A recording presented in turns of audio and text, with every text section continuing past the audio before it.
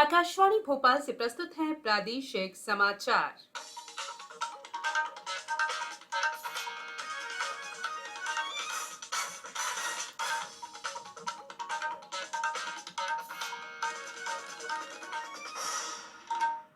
नमस्कार, समाचारों के साथ मैं संयुक्ता बैनर्जी। कोविड मरीजों की संख्या फिर से बढ़ रही है, इसलिए सभी श्रोताओं से अपील है कि किसी भी तरह की कोताही न बरतें।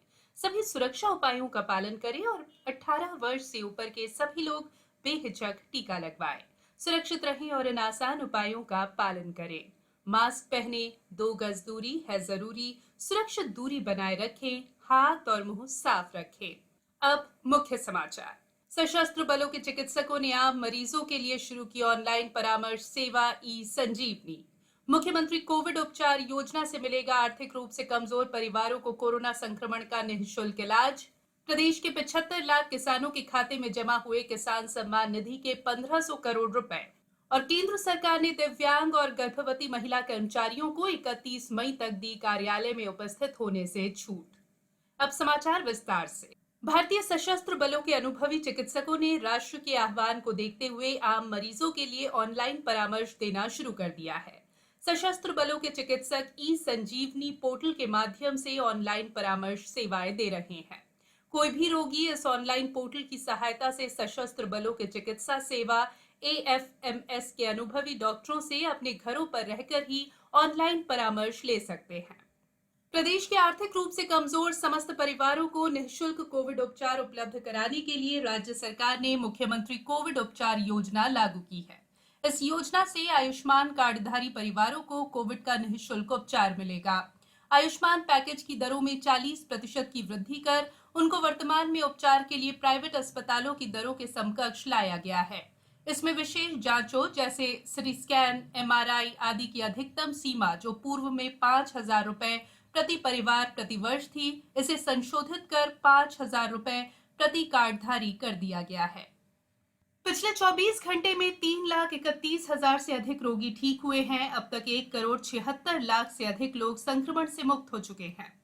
वर्तमान में ठीक होने वालों की दर 81.95% है। देश में कल 4,14,000 लोगों में कोरोना संक्रमण की पुष्टि हुई। इसके साथ ही कुल मामलों की संख्या 2,14,00,000 से अधिक हो गई है। प्रदेश के लिए राहत वाली खबर ये है कि 20 दिनों बाद राज्य में नए संक्रमितों का आंकड़ा 12,000 से नीचे रहा है। पिछले 24 घंटे में प्रदेश में 11,708 नए कोरोना पॉजिटिव मरीज मिले हैं। प्रदेश में कुल संक्रमितों का आंकड़ा 6,50,000 के करीब पहुंच गया है, जबकि 5,47,000 से ज्यादा स्वस्थ हुए हैं। बीते 24 घंटों में 4,815 मरीजों ने कोरोना को मात दी। प्रदेश का रिकवरी रेट 84% हो गया है, जबकि प्रदेश का पॉजिटिविटी रेट 18% तक आ गया है। नए मरीजों में इंदौर में 1,753, भोपाल में 1,576, ग्वालियर में 910 और जबलपुर में 795 नए संक्रमित मिले हैं। सीधी जिले में 148 मरीज मिले हैं, जबकि 11 व्यक्तियों ने कोरोना से जंग जीत ली। अशोकनगर जिले में 143 मरीज स्वस्थ होकर अपने घर लौटे, वहीं 47 कोरोना संक्रमित मरीज मिले हैं।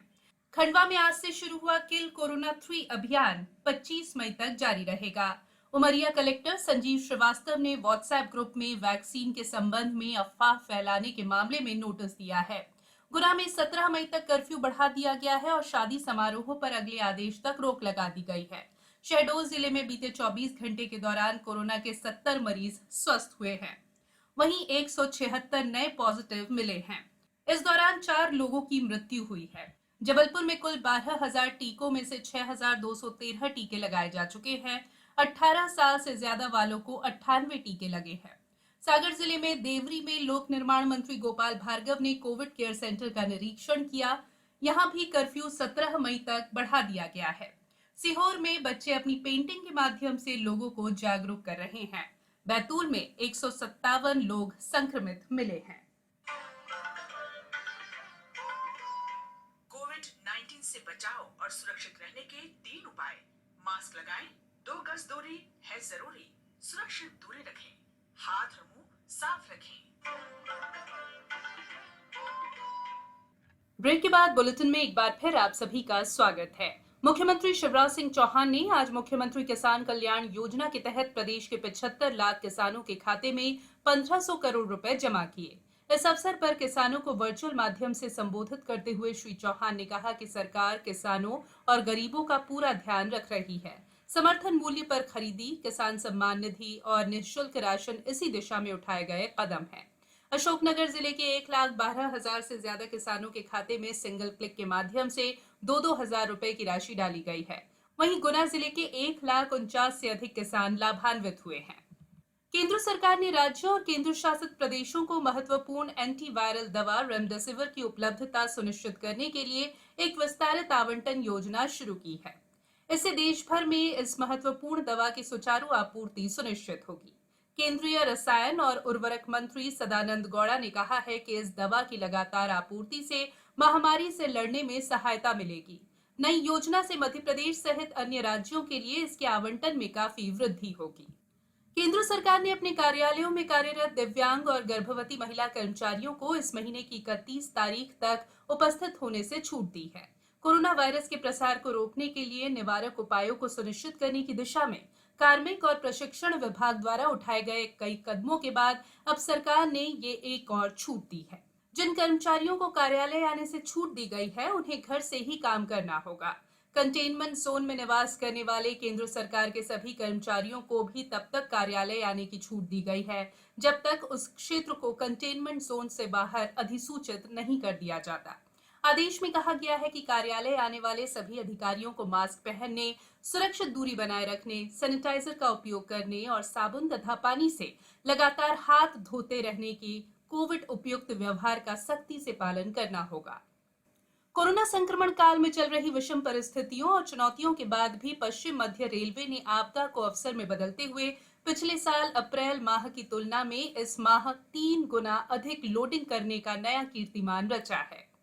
राज्य सरकार ने आज भारतीय प्रशासनिक सेवा के 5 अधिकारियों की नवीन पद स्थापना की है। कलेक्टर रतलाम गोपाल चंद्र डाट को अपर सचिव बनाया गया है। कलेक्टर गुना कुमार पुरुषोत्तम को रतलाम का कलेक्टर बनाया गया है। कलेक्टर दमोह तरुण राठी को उप सचिव बनाया गया है। वहीं अनूप कुमार सिंह अपर कलेक्टर जबलपुर को कलेक्टर दमोह के पद पर पदस्थ किया गया है। अपर कलेक्टर बालाघाट फ्रेम नोबल ए को गुना कलेक्टर का जिम्मा सौंपा गया है। अनूपपुर जिले में आज तेज हवाओं के साथ जमकर ओले गिरे, इससे गेहूं और आम की फसल को नुकसान होने की आशंका है। वहीं शहरी क्षेत्र के लोग गर्मी कम होने से खुश नजर आए।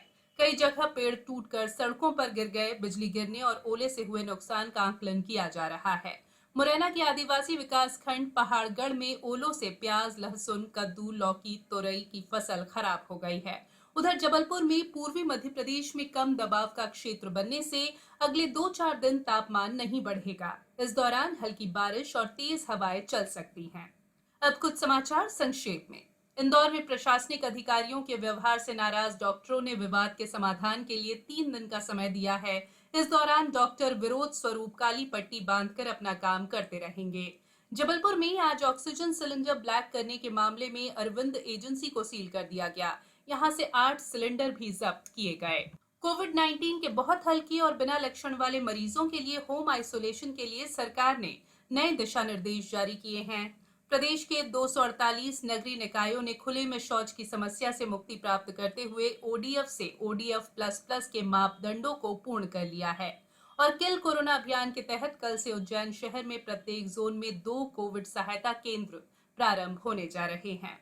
इस बुलेटिन में फिलहाल इतना ही। अंत में एक अपील, मास्क और 2 गज की दूरी, हाथ धोना भी है जरूरी। नमस्कार।